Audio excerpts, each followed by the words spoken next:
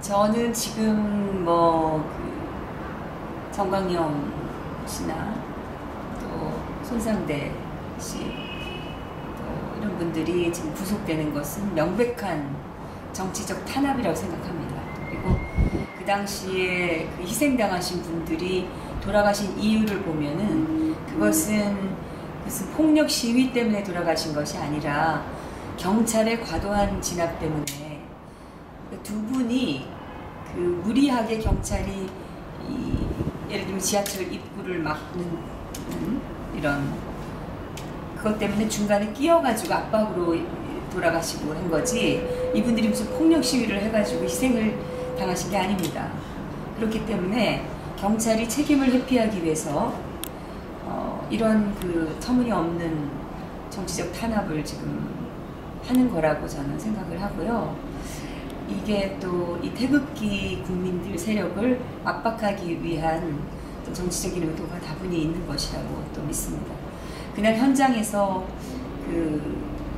제가 처음부터 끝까지 본 사람이고, 저녁까지 그 자리에 계속 무대에서 밥도 못 먹고 물도 잘 못 마시면서 있었기 때문에 그 내용을 아는데요.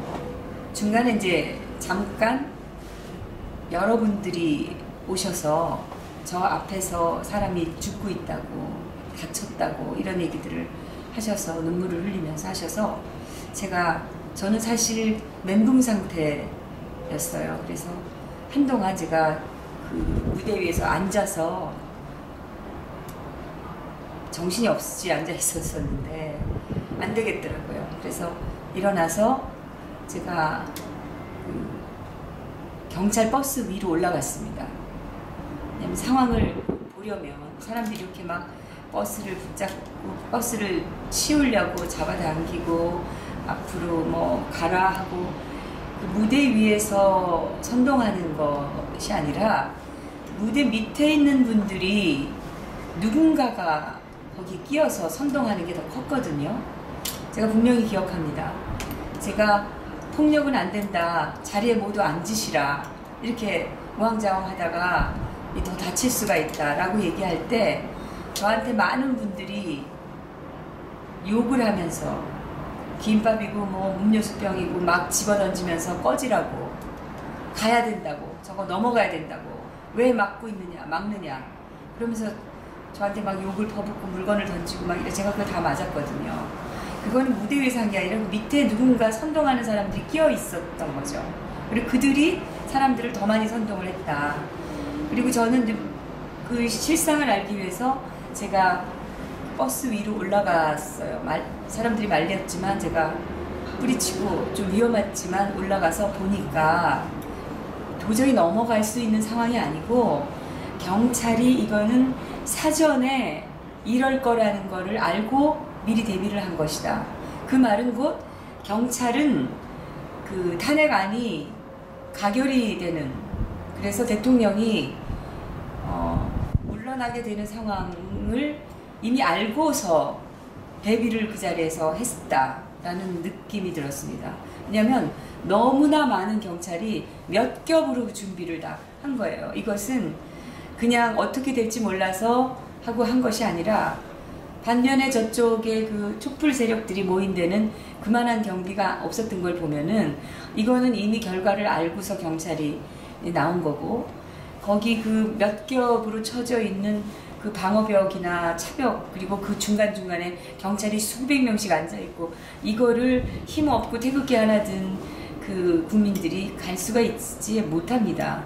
그래서 제가 그 버스에서 내려서, 버스 그 지붕에서 내려서 다시 무대 위로 돌아와서 적극적으로 국민들한테 가시면 안 된다, 이건 도저히 통과할 수 없는 그런 차벽이고 희생만 더 커지기 때문에 우리가 여기 앉아서 앞으로 일을 얘기하고, 또 일단은 연좌 데모를 하더라도 더 이상 희생이 나도록 해서는 안 되겠다. 그리고 우리가 설사 그 헌재 앞에 간다 한들 거기서 우리가 그 재판관들을 만날 수 있는 것도 아니고 항의할 수 있는 수단이 거기서 소리 지르는 것밖에 더 있겠느냐. 그랬더니 이제 어떤 그 보수 유튜브 방송하는 그 분께서는 저한테 막 심지어 욕설까지 방송에다 대고 하면서 꺼지라 그러고, 다 사람들을 앞으로 돌격시키려고 선동하는 사람들이 그 군중 속에 다 끼어가지고 있었다. 저는 그 말씀을 드리고 싶고, 저하고 특히 또 우리 허평환 장군께서 끝까지, 처음부터 끝까지 이 폭력 안 된다, 절대 앞으로 가시면 안 된다, 제자리에 앉으시라, 그러면서 우리가 다음을 우리가 이제 의논해야 된다 하시면서 적극적으로 말리셨어요. 제가 그 정보를 들으니까 장기정 씨가 그때 집회 그 단상에 있던 지도부들이 하나도 말리지 않았다라고 얘기를 했는데, 이건 거짓말입니다. 적극적으로 말렸고, 오히려 장기정 씨가 중간에 올라와서 앞으로 나가야 된다고 소리를 쳤던 걸 저는 기억을 합니다. 마이크를 던졌죠? 마이크를 던졌습니다. 올라와서 폭력적으로. 그랬던 사람이 무대에 있던 그 지휘부가 한마디도 안 하고 폭력을 방조했다, 그런 그 사태를 만들었다, 이런 식으로 얘기하는 것은, 그거는 저는 양심의 문제라고 생각합니다. 안타까운 일이고, 근데 돌아가신 분들의 경우에는 절대 그분들이 폭력을 해서 돌아가신 것이 아니고, 두 분은 지하철에서 나오시려고 하다가 밑에서는 밀고 올라가지, 입구에서 경찰이 수백 명의 경찰이 못 나오게 밀어내렸지. 그러니까 층계, 그 지하철 층계 중간에 끼어서 압사하신 겁니다. 그렇게 과잉 진압 때문에 압사당하신 거는 경찰이 책임을 져야 될 부분이고, 그 좌익 세력들의 그 말도 안 되는 폭력 시위, 불을 지르고 차량을 정말 다 부수고 경찰을 폭력을 해서 경찰을 수도 없이 그 부상을 당하게 하고 폭력을 행사하고, 이런, 그리고 그런 불법 시위들에 대해서는 제대로 대응도 못하는 경찰이 이런 태극기밖에 든 것이 없는 일반 국민들, 더군다나 이 대통령이 탄핵되는 그 상황에 분노한 그 국민들을 그런 식으로 무자비하게 진압을 하고서 이제 그 책임을 이 태극기 그 집회 지휘부에게만 지금 한다는 것은, 저는 이거는 엄연한 정치적 탄압이라고 생각을 합니다. 그래서 빨리 그분들이 석방이 되어야 된다고 저는 생각을 합니다. 사실 그때 무대 위에서 우리 허평환 장군님과 정명대표 두 분께서만 유일하게 큰 희생을 방지하기 위해서 성난 외국 시민들을 진정시켰던 그런 말씀을 하셨거든요. 그랬기 때문에 그나마 희생이 좀 적었지 않았나 생각합니다. 그것에 대해서 어떻게 생각하시는지.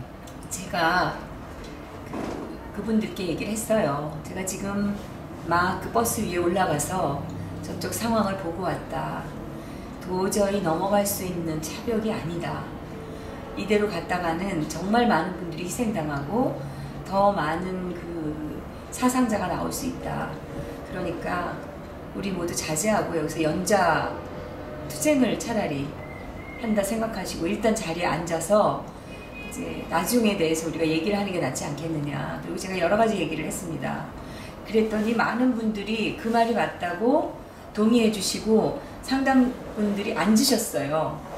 그래서 그분들께 감사합니다. 근데 또 우리 허평환 장군께서는 또 처음부터 이거 절대로 우리가 동요해서는 안 되고 분노하거나 이 감정적이 되어서는 안 된다.